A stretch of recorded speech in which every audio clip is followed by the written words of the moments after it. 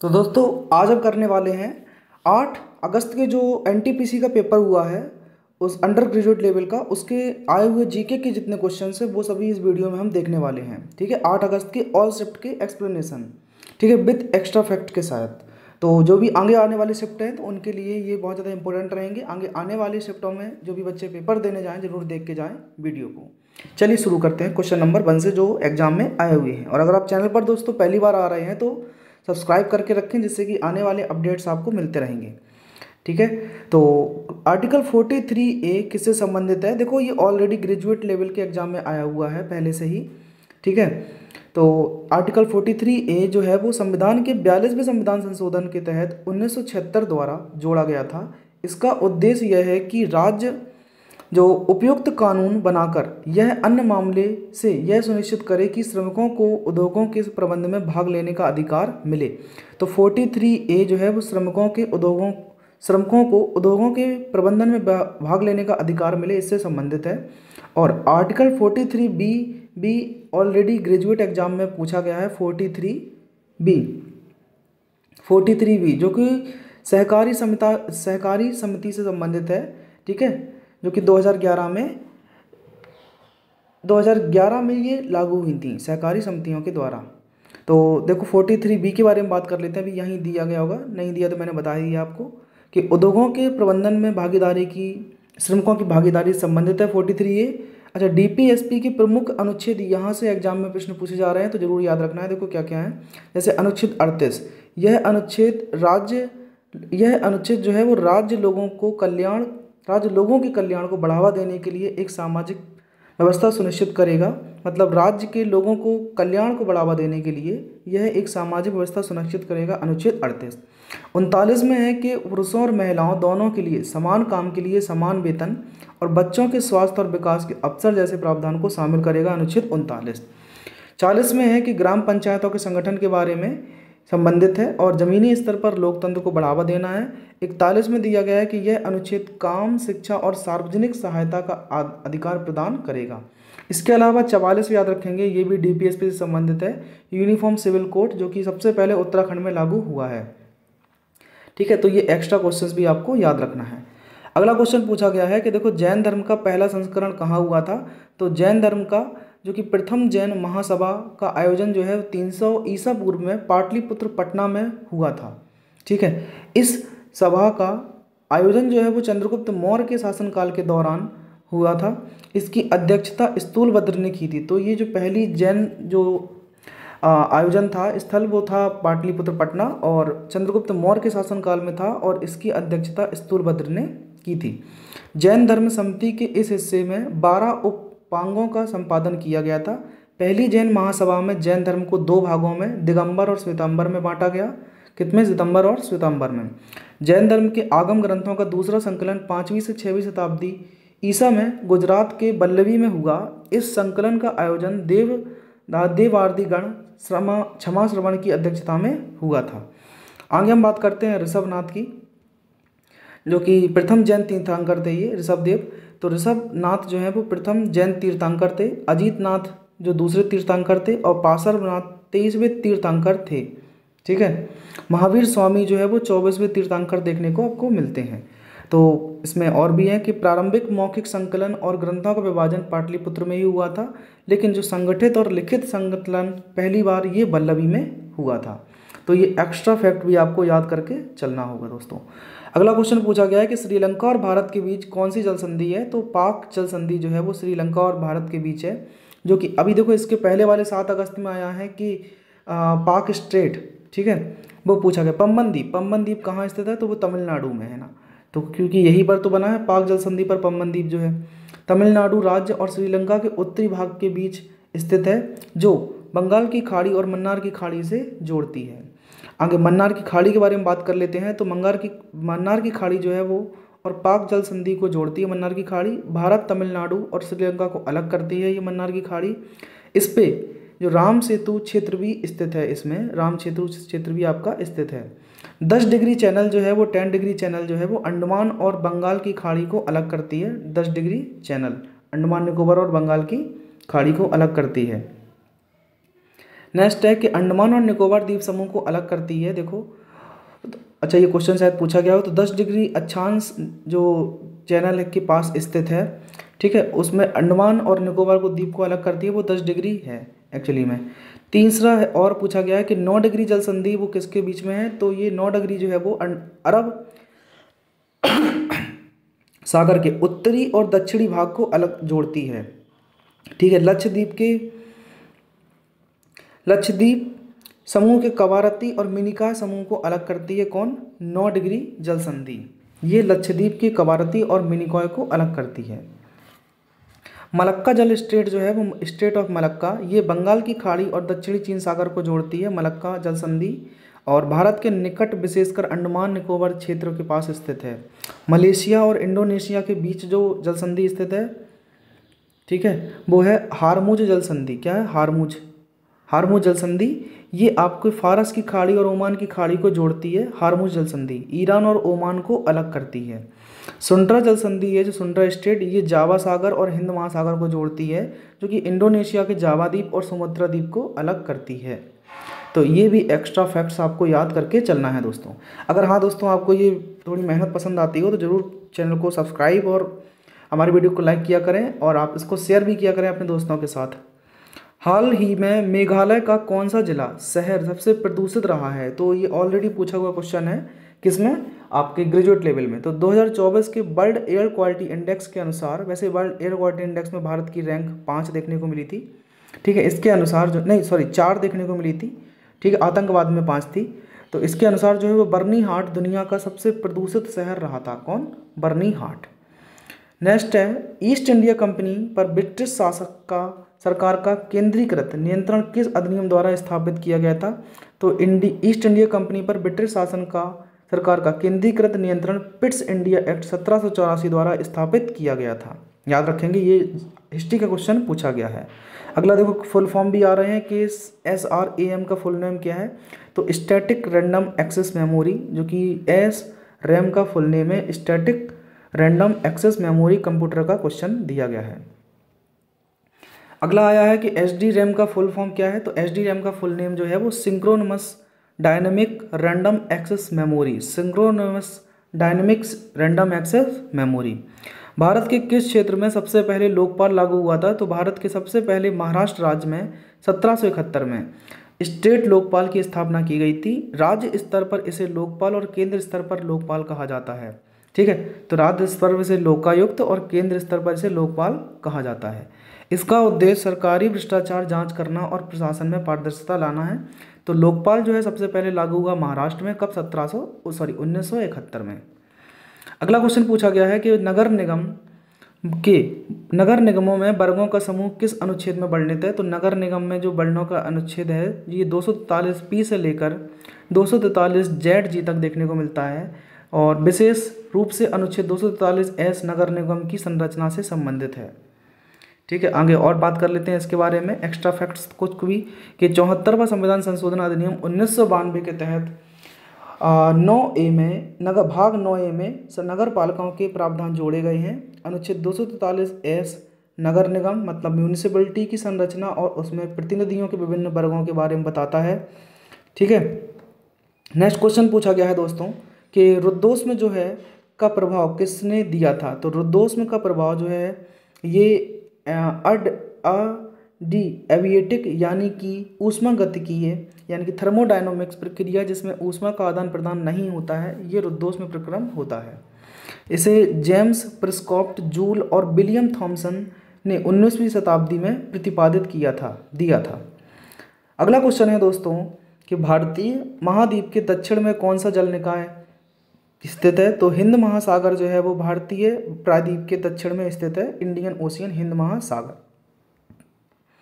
Next है कि exercise खंजर पूछा गया है कि के बारे में कौन सा कथन सही है? तो देखो, एक्सरसाइज खंजर जो है वो भारत और किर्गिस्तान के बीच में होती है। यह एक द्विपक्षीय संयुक्त सेना अभ्यास है जो दोनों देशों के बीच रक्षा सहयोग और अंतर संचालन क्षमता को बढ़ाने के उद्देश्य से किया जाता है।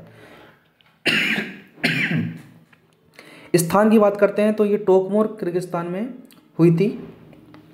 इसकी अवधि जो है वो 10 से 23 मार्च 2025 को हुई है। इसका 12वां संस्करण ये रहा है। उद्देश्य क्या था कि काउंटर टेररिज्म और विशेष बलों के संचालन में आपसी तालमेल, इंटेरोपेरेबिलिटी को मजबूत करना था, और विशेषकर पहाड़ी और शहरी युद्ध क्षेत्र कौशल जैसे स्नैपिंग, कॉम्प्लेक्स बिल्डिंग, इंटरवेंशन और माउंटेन क्राफ्ट में प्रशिक्षण के माध्यम भाग लेने वाले यूनिट्स यानी कि पैराशूट रेजिमेंट, एसएफ, जो किर्गिज थे, ठीक है, इनके लिए था ये। नेक्स्ट क्वेश्चन पूछा गया है कि सारनाथ स्तूप को किस शासक ने उखाड़ा था? तो सारनाथ स्तूप मूल रूप से मौर्य सम्राट अशोक द्वारा बौद्ध धर्म के प्रचार हेतु बनवाया गया था। उखाड़ा था मतलब क्या है? डिसमेंटेड। अच्छा, बनवाया तो इन्होंने था, ठीक है, अशोक द्वारा। और मौर्य साम्राज्य के पतन के बाद जो पुष्यमित्र शुंग थे, शुंग वंश के संस्थापक, ने बौद्ध धर्म के प्रति असहिष्णुता नीतियाँ अपनाई और कई बौद्ध स्तूपों एवं मठों को नष्ट किया। तो पुष्यमित्र शुंग ने जो सारनाथ के स्तूप है इसको उखाड़ा था। इसमें सारनाथ स्तूप को तोड़ना भी शामिल है। सारनाथ के किस स्तूप का निर्माण महान मौर्य सम्राट अशोक ने करवाया था? तो ये धमेक स्तंभ, इसका निर्माण जो है सारनाथ में अशोक ने करवाया था। किसका? धमेक का। अगला क्वेश्चन पूछा गया है कि मिस वर्ल्ड 2025 का आयोजन हैदराबाद तेलंगाना में हुआ। इस प्रतियोगिता में भारत का प्रतिनिधित्व किसने किया? तो मिस वर्ल्ड में नंदिनी गुप्ता ने किया था, जो राजस्थान के कोटा शहर की रहने वाली हैं। थाईलैंड की ओपल सुचाता चुआकेस्त्री ने मिस वर्ल्ड 2025 का खिताब ओपन की जीता। कि मिस वर्ल्ड 2024 को जो है क्रिस्टीना पिस्कोवा ने ताज पहनाया। तो याद रखेंगे। तो हैदराबाद जो तेलंगाना में मिस वर्ल्ड का खिताब हुआ है, ये नंदिनी गुप्ता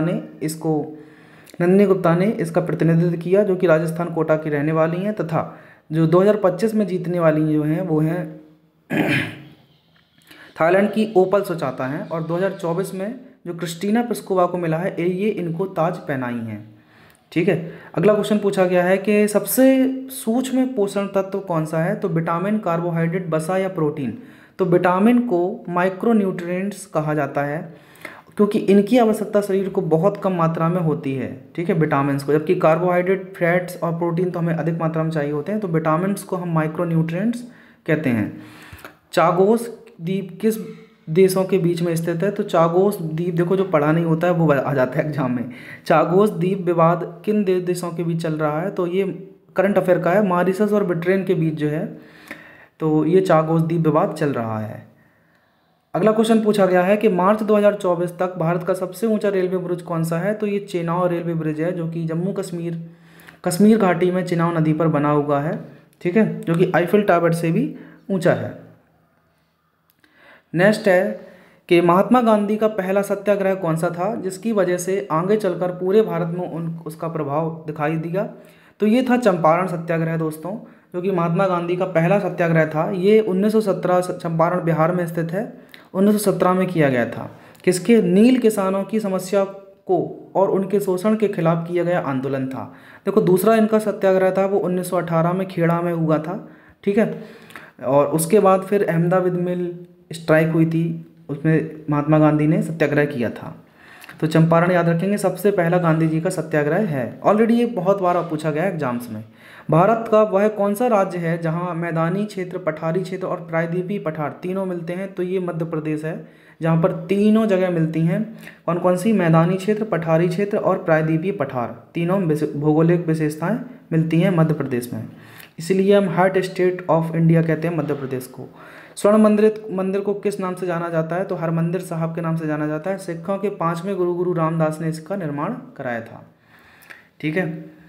आगे हम बढ़ते हैं और पूछे हुए क्वेश्चन है कुछ भी, उनको देख लेते हैं कि सुप्रीम कोर्ट ने किस संस्था को सुल्तानपुर में 125 एकड़ भूमि के आवंटन को रद्द करने के फैसले को सही ठहराया है? तो ये कमला नेहरू मेमोरियल ट्रस्ट है, इसको रद्द करने के फैसले को सही ठहराया। करंट अफेयर का क्वेश्चन दिया गया है, कमला नेहरू ट्रस्ट। निम्नलिखित में से कौन सा एक्सरसाइज इंदिरा जो है वो के बारे में सही है? तो देखो पढ़ लेते हैं तभी समझ में आएगा, पूरा इंदिरा के बारे में आपको आना चाहिए।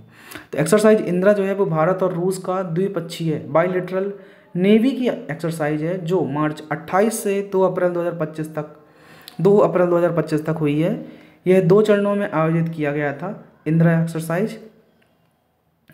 ये जो है वो हार्बर फेस चेन्नई में, जिसका उद्घाटन समारोह विशेषकर वार्तालाप, पारस्परिक जहाज भेंट, खेल कूद की आयोजना और प्री सेफ ब्रीफिंग्स शामिल थीं। सी फेस बंगाल की खाड़ी में जहां टेक्टोनिक अभ्यास, हथियार, एंटी एयर ऑपरेशन और हेलीकॉप्टर क्रॉस डेक लैंडिंग और समुद्री सहयोग की विविध गतिविधियां हुई हैं, उसके बारे में बात हुई है। इस अभ्यास में नौसेना ने क्या किया है कि INS राणा, INS कुथार और P-8I समुद्री गश्ती विमान भेजे। रूसी नौसेना की ओर से RFS, क्योंकि देखो ऐसे स्टेटमेंट बेस्ड क्वेश्चन आते हैं तभी इनमें ये फंस जाता है कि RFS पेनचंगा, RFS रिजिकी और RFS अल्दर जो कि भागीदारी में थे। एक्सरसाइज इंदिरा की शुरुआत 2003 में हुई थी और ये भारत रूस के बीच राजनीतिक और समुद्री सहयोग का प्रतीक है। इसका उद्देश्य जो है वो नौसैनिक सहभागिता बढ़ावा और संयुक्त ऑपरेशन में दक्षता लाना और सामरिक तालमेल को मजबूत करना है। एक्चुअली में यह अभ्यास दोनों देशों के बीच रक्षा को मजबूत करता है और क्षेत्रीय सुरक्षा एवं स्थिरता को योगदान देता है। चलिए कुछ और क्वेश्चन एक दो इस शिफ्ट के देखने को मिलेंगे कि अनुच्छेद 19 के बारे में निम्नलिखित में से कौन सा कथन गलत दिया गया था। तो कई सारे ऑप्शन दिए गए होंगे। अनुच्छेद 19 आपको आना चाहिए कि भारतीय संविधान का अनुच्छेद 19 जो है वो सभी नागरिकों को 6 स्वतंत्रताएं प्रदान करता है। पहला है बोलने और अभिव्यक्ति की स्वतंत्रता, दूसरा है शांतिपूर्ण बिना हथियार एकत्र होने की स्वतंत्रता, तीसरा है संगठन या संघ बनाने की स्वतंत्रता और भारत के किसी भी भाग में आवागमन की स्वतंत्रता, कहीं भी आप घूम सकते हैं। किसी भी भाग में निवास करने और बसने की स्वतंत्रता के बारे में 19 में दिया गया है और कोई भी व्यवसाय करने की स्वतंत्रता। ठीक है, तो 19 के देखो मैं आपको जो आर्टिकल है ये याद करने की ट्रिक बता देता हूँ। देखो कैसे याद करते हैं इसको कि बोस संघ, ठीक है ऐसे याद रखो आप, बोस सा से ये स्वतंत्र बाक स्वतंत्रता है, अभिव्यक्ति की स्वतंत्रता। बोस मतलब बोलने की स्वतंत्रता है, ये पहली वाली, तो ये मैं ऊपर नीचे लिख दिया हूँ। यहाँ है बोलने की स्वतंत्रता, बोस संघ। ठीक है, तो बो से है बोलने की स्वतंत्रता, सा से है शांति बनाने की स्वतंत्रता बिना हथियार के। ठीक, बोस फिर है संघ, बोस संघ। इधर पे आया गया, आने जाने की स्वतंत्रता, आया गया। ठीक, और बस यहाँ बसने की स्वतंत्रता है, किसी भी जगह बसने की स्वतंत्रता, व्यापार किया।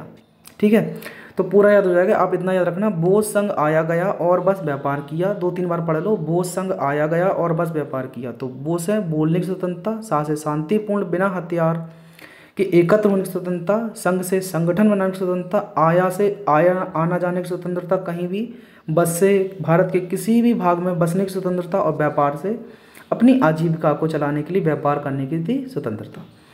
तो ये याद रखेंगे। वर्तमान में दीपक कुमार केडिया किस पद पर कार्यरत हैं। तो ये inspector general national security guard NSG के पद पर कार्यरत हैं, दीपक कुमार केडिया।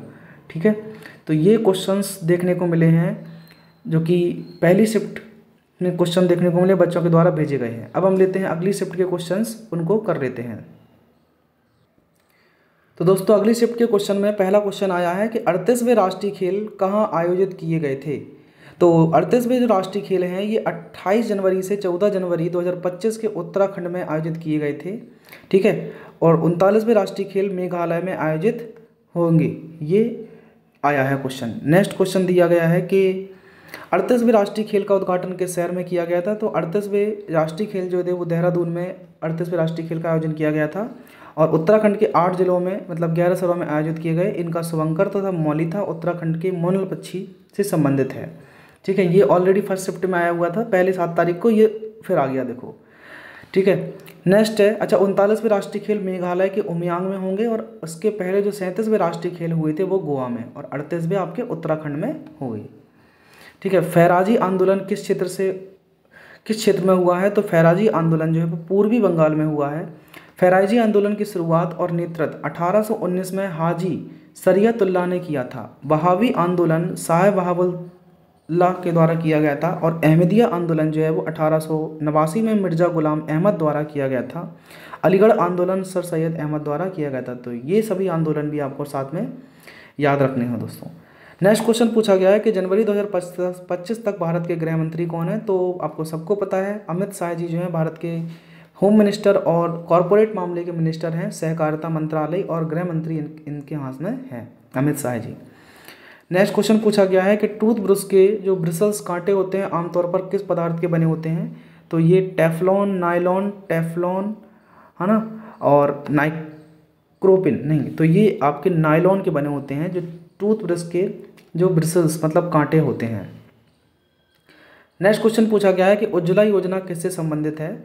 तो उज्ज्वला योजना जो है वो प्रधानमंत्री उज्ज्वला योजना की शुरुआत 1 मई 2016 को हुई थी। इसका उद्देश्य गरीबी रेखा से नीचे परिवारों की महिलाओं को मुफ्त एलपीजी सिलेंडर गैस उपलब्ध कराना था। तो उज्ज्वला योजना जो है वो उत्तर प्रदेश के बलिया से शुरू हुई थी, बलिया जिले से, ठीक है, ताकि खाना पकाने में धुएं से होने वाले स्वास्थ्य जोखिम कम हो और पर्यावरण को भी लाभ मिले। गरीबी परिवार को लिए मुफ्त एलपीजी गैस सिलेंडर प्रदान करना था, ठीक है, जो कि powering free LPG gas connection to poor households, ये इसका उद्देश्य था। नेक्स्ट क्वेश्चन पूछा गया है कि इसरो के एनजीएलवी की फुल फॉर्म क्या है। तो एनजीएलवी की फुल फॉर्म है न्यू जनरेशन लॉन्च व्हीकल। क्या नाम है? न्यू जनरेशन लॉन्च व्हीकल, याद रखेंगे दोस्तों। इसरो द्वारा विकसित किया जा रहा एक अगली पीढ़ी का प्रक्षेपण यान, जिसका उद्देश्य भारतीय अंतरिक्ष कार्यक्रम के लिए अधिक शक्तिशाली, किफ़ायती और पुनः उपयोग लॉन्च विकल्प उपलब्ध कराना है। यह मुख्य रूप से जीटीओ मतलब जियो स्टेशनरी ट्रांसफर ऑर्बिट और लियो लो अर्थ ऑर्बिट मिशनों के लिए बनाया गया है, ठीक है। और पीएसएलवी मतलब पोलर सैटेलाइट लॉन्च व्हीकल जो है, और जीएसएलवी जो है जियो सैटेलाइट लॉन्च व्हीकल के फुल फॉर्म भी एग्जाम में पूछी गई हैं। तो पीएसएलवी का है पोलर सैटेलाइट लॉन्च व्हीकल और जीएसएलवी का है जियो सिंक्रोनमस सैटेलाइट लॉन्च व्हीकल। अगला क्वेश्चन देखो, खेलो इंडिया से फिर से आ गया है कि खेलो इंडिया पैरा गेम्स 2025 में 101 किलोग्राम भार, ठीक है, में पावर लिफ्टिंग स्वर्ण पदक में किसने जीता है। देखो खेलो इंडिया जो पैरा गेम्स हुए हैं इसमें भारत ने टोटल 134 मेडल जीते हैं, ये याद रखेंगे, ठीक है। खेलो इंडिया गेम्स में 101 किलोग्राम भार में पावर लिफ्टिंग का स्वर्ण पदक जो है वो जसप्रीत कौर ने जीता है, ठीक है। उन्होंने इस भार वर्ग में एक राष्ट्रीय रिकॉर्ड के साथ पदक हासिल किया है। जसप्रीत कौर 45 किलोग्राम वर्ग में 101 किलोग्राम भार उठाकर यह उपलब्धि हासिल की है, ठीक। खेलो इंडिया पैरा गेम्स 2025 का आयोजन नई दिल्ली में किया गया था, जिसमें कि 6 खेलों में प्रतिस्पर्धाएं हुई, जिसमें कि पावर लिफ्टिंग भी शामिल थी। नेक्स्ट पूछा गया है कि बिजली चले जाने पर कंप्यूटर की कौन सी मेमोरी संग्रहित डाटा को खो देती है। तो ये होती है रैम, जिसको रैंडम एक्सेस मेमोरी बोलते हैं। इसमें जो इसको हम नॉन वोलेटाइल मेमोरी बोलते हैं, ठीक है, वोलेटाइल मेमोरी बोलते हैं, क्योंकि ये जो है अपने डाटा को खो देती है, जिसका मतलब है कि यह केवल बिजली की आपूर्ति के दौरान ही डाटा को सुरक्षित रखती है। जैसे ही बिजली बंद होती इसका डाटा मिट जाता है, ठीक है। अगला क्वेश्चन देखो पूछा गया है, जबकि हमारी जो रोम है वो नॉन वोलेटाइल मेमोरी होती है। अगला पूछा गया है कि राष्ट्रपति द्रौपदी मुर्मू पोप फ्रांस के राजकीय अंतिम संस्कार में शामिल होने हेतु 25 और 26 अप्रैल 2025 को किस देश की यात्रा की है। तो वेटिकन सिटी, आप जानते हैं, अगर देखो इतना याद है पोप फ्रांसिस है, तो पोप ज़्यादातर यहाँ साइड होते हैं वेटिकन वगैरह में, तो यहाँ पर गई हैं वेटिकन सिटी में। अगला क्वेश्चन है कि बंगाल में गवर्नर जनरल का पद किस अधिनियम से सृजित हुआ था। तो बंगाल में जो गवर्नर जनरल का जो पद था दोस्तों, ये 1773 के रेगुलेटिंग एक्ट के तहत बनाया गया था। इस अधिनियम ने वॉरेन हस्टिंग को बंगाल का पहला गवर्नर जनरल नियुक्त किया। 1773 के रेगुलेटिंग एक्ट के कुछ प्रावधान जान लेते हैं। आइए देखो, अगर इनसे क्वेश्चन बनेंगे तो आप इनको पढ़ के जाइए। तो पहला है कि बंगाल के गवर्नर को बंगाल का गवर्नर जनरल कहा जाने लगा, ठीक है। बंगाल के गवर्नर को बंगाल का गवर्नर जनरल कहा जाने लगा। गवर्नर जनरल की सहायता के लिए 4 सदस्यीय परिषद बनाई गई। कलकत्ता में एक सर्वोच्च न्यायालय की स्थापना हुई। इसने ब्रिटिश ईस्ट इंडिया कंपनी की गतिविधियों पर सरकारी निगरानी बना दी। और 1833 के चार्टर अधिनियम ने बंगाल के गवर्नर जनरल को भारत का गवर्नर जनरल बना दिया। किसने? 1833 के चार्टर ने। भारत के गवर्नर जनरल का नाम बदलकर वायसराय कर दिया गया। भारत सरकार अधिनियम 1858 के तहत चेंज कर दिया गया गवर्नर जनरल का नाम भारत का वायसराय। अगला क्वेश्चन पूछा गया है कि हैदराबाद के निजाम ने किसकी प्रथा अपनाई थी। तो कॉर्नवालिस, हेस्टिंग, बेलेजली या डलहौजी। तो हैदराबाद के निजाम जो थे इन्होंने लॉर्ड बेलेजली की सहायक संधि जो सब्सिडरी अलायंस है लॉर्ड बेलेजली ने दिया था, इसको अपनाया था, ठीक है, हैदराबाद के निजाम ने। अगला क्वेश्चन कि विधवा विवाह और बाल विवाह प्रतिषेध अधिनियम कौन लाया था। तो ये विधवा विवाह पुनर्विवाह अधिनियम जो है 1856 का है। यह अधिनियम 1856 में पारित किया गया था और इसमें हिंदू विधवाओं के पुनर्विवाह को कानूनी बनाया गया।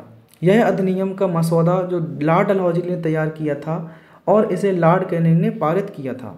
यह अधिनियम ईश्वर चंद्र विद्यासागर के प्रयासों से पारित हुआ था। विधवा पुनर्विवाह बाल विवाह प्रतिषेध अधिनियम, तो ईश्वर चंद्र विद्यासागर के प्रयासों से पारित हुआ। बाल विवाह प्रतिषेध अधिनियम 1929 का है, जबकि विधवा विवाह आप देख रहे हैं कब का है, 1956 का है ये, ठीक है, ऊपर 1856 का है, सॉरी। तो बाल विवाह अधिनियम जो है वो प्रतिषेध अधिनियम 1929 का है। यह अधिनियम, जिसे शारदा अधिनियम के नाम से भी जाना जाता है, 1929 में पारित किया गया था। इस अधिनियम के तहत लड़कियों के विवाह की न्यूनतम आयु 14 वर्ष और लड़कों की 18 वर्ष निर्धारित की गई थी, ठीक है, शारदा अधिनियम के तहत। बाद में इस अधिनियम में संशोधन किया गया और लड़कियों की आयु की 18 वर्ष और लड़कों की आयु 21 वर्ष कर दी गई। इस अधिनियम का नाम हरविलास शारदा के नाम पर रखा गया था, क्योंकि उन्होंने इसे पारित करने में महत्वपूर्ण भूमिका निभाई थी। अगला क्वेश्चन है कि लूनी नदी का उद्गम राजस्थान के किस जिले से होता है। तो लूनी नदी का उद्गम जो राजस्थान के अजमेर जिले के पास नाग पहाड़ी या नागा पहाड़ियों से होता है, याद रखेंगे, अजमेर से लूनी नदी, ठीक है। तो ये क्वेश्चंस एग्जाम्स में आ रहे हैं, देखो आप इनको जरूर रिवाइज करके जाएंगे। मौसम विज्ञान दिवस 2025 का विषय क्या है। तो closing the early warning gap together, closing the early warning gap together. और मौसम विज्ञान दिवस हम 23 मार्च को मनाते हैं। नेक्स्ट पूछा गया है कि माउस की मदद से फाइल को डिलीट करने के लिए कौन सा विकल्प करना होता है। तो फाइल पर राइट क्लिक करना होगा और फिर हटाएं मतलब डिलीट विकल्प का चयन करना होगा। माउस का लेफ्ट क्लिक फाइल को सिलेक्ट करने या खोलने के लिए उपयोग होता है, ठीक है। अगला क्वेश्चन है कि पूछा गया है, देखो कंप्यूटर से पहला था, इसके बाद ये दिया गया है कि निम्नलिखित में से कौन सा सॉफ्ट इंफ्रास्ट्रक्चर है। तो पोर्ट, सार्वजनिक शिक्षा, पानी और सप्लाई, ठीक है। तो सॉफ्ट इंफ्रास्ट्रक्चर में आपका आता है क्या, देखो इससे तात्पर्य है कि उन संस्थानों और सेवाओं से है जो समाज और अर्थव्यवस्था का समर्थन करते हैं, जैसे कि शिक्षा, स्वास्थ्य सेवा, कानून व्यवस्था शामिल आदि। तो जो पब्लिक एजुकेशन है ये आपका सार्वजनिक मतलब शिक्षा है, जो कि ये सॉफ्ट इंफ्रास्ट्रक्चर में आ जाता है।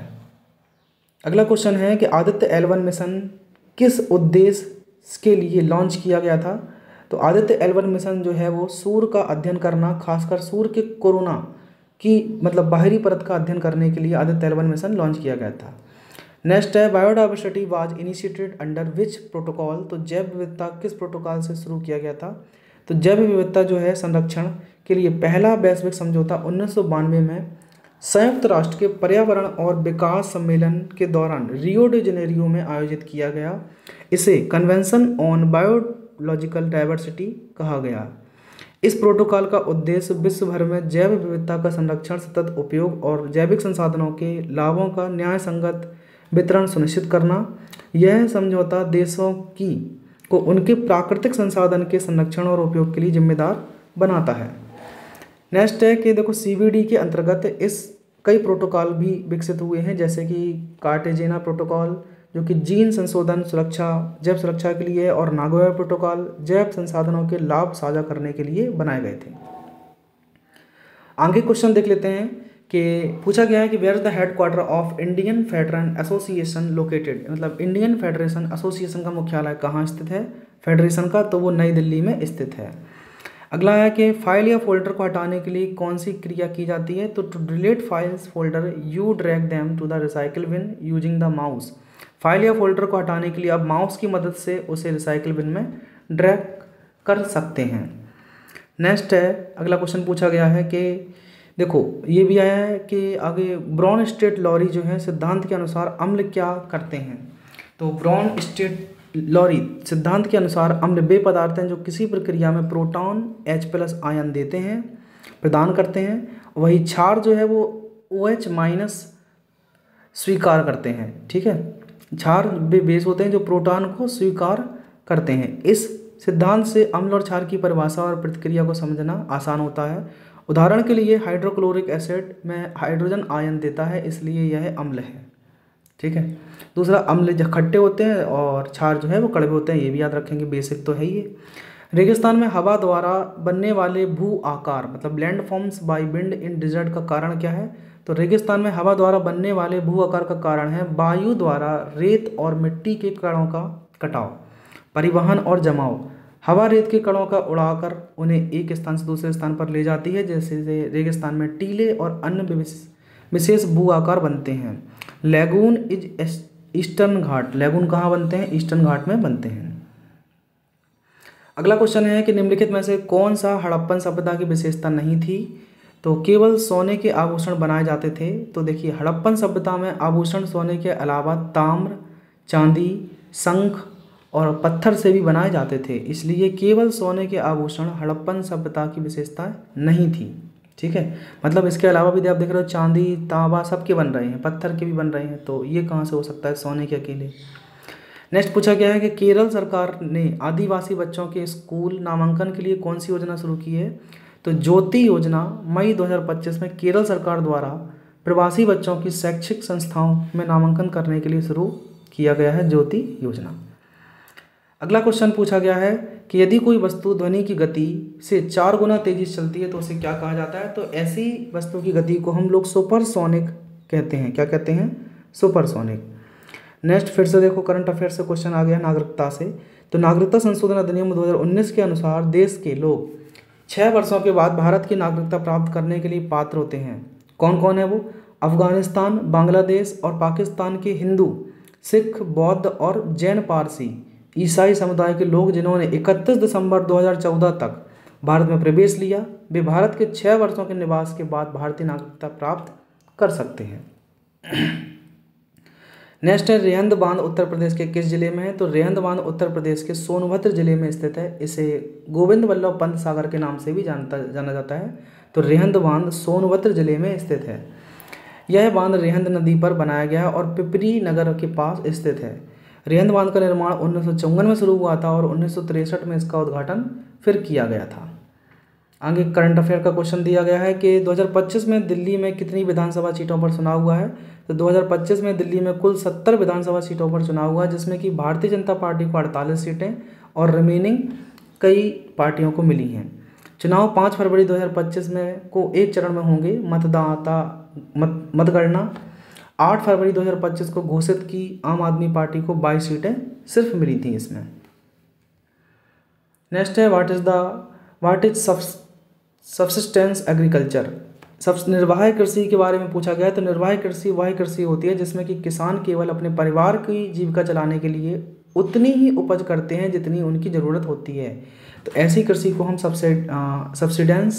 सब्सिस्टेंस एग्रीकल्चर कहते हैं। विच रिविलियन डिड राजा चेत सिंह लीड इन बनारस? तो राजा चेत सिंह ने किस विद्रोह को बनारस के में नेतृत्व किया था? राजा चेत सिंह ने 1781 में अंग्रेजों के विरोध में बनारस विद्रोह का नेतृत्व किया था। यह विद्रोह British governor general Warren hoisting के अत्याचार और अनुचित मांगों के खिलाफ था। तो याद रखेंगे, राजा चेत सिंह ने किस विद्रोह को? तो ये है बनारस विद्रोह को लीड किया था। तो ये दोस्तों अभी तक के शिफ्ट के मिले क्वेश्चंस हैं 8 तारीख के। तो इनसे एक ओवरव्यू मिल जाता है कि करंट अफेयर आपको मार्च, अप्रैल, मई का पढ़ के जाना है, यहाँ से आ रहा है। मतलब मैं तो ये कहूँगा कि ग्रेजुएट लेवल के जो 600 प्लस क्वेश्चंस हैं, ठीक है, अगर आपको ये PDF चाहिए तो मुझे बता देना कमेंट कर। ये 600 प्लस क्वेश्चन दिए गए हैं ग्रेजुएट लेवल के करंट अफेयर के, इनको पढ़ लेते हैं ना, तो इनसे ही काफ़ी क्वेश्चन बन जाते हैं, क्योंकि मेरे पास वो PDF है जिसमें कि एक्स्ट्रा फैक्ट्स कई सारे दिए गए हैं। तो मैं देख रहा हूँ कि उनसे काफ़ी सारी चीज़ें रिलेटेड आ रही हैं। ठीक है, तो चलिए चैनल से आप जुड़े रहेंगे हमारे, और प्लीज़ सब्सक्राइब करके जाया करें, जिससे कि मुझे भी मोटिवेशन मिले थोड़ा, और वीडियो को लास्ट तक जरूर देखा करें दोस्तों। Okay, till then take care, bye bye. फिर मिलेंगे आपसे नई वीडियो में। जय हिंद।